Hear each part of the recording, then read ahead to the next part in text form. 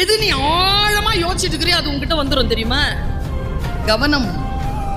நீ எதை தேடிக்கொண்டிருக்கிறாயோ அது உன்னை தேடுகிறது. யோசி. எத்தனை பேருக்கு இங்க கார் ஓட்டணும்னு ஆசை? ஒருத்தர் 2 கையையும் தூக்குறான், அவ்வளவு ஆசை அவனுக்கு. கார் ஓட்டணும்னு ஆசை இல்ல, கிடைச்சிருது தெரியுமா? ஆனா எங்க பிரச்சனைனா யார் கார அப்படின்னு யோசிக்கிறது இல்லை. நிறைய பேர் டிரைவர் ஆயிடுறோம். அதே கார், அதே தனிமை, அதே 80-90 வேகம், எல்லாம் அதேதான். பிரபஞ்சம் நம்ம கேட்டோமா கொடுத்துருச்சு.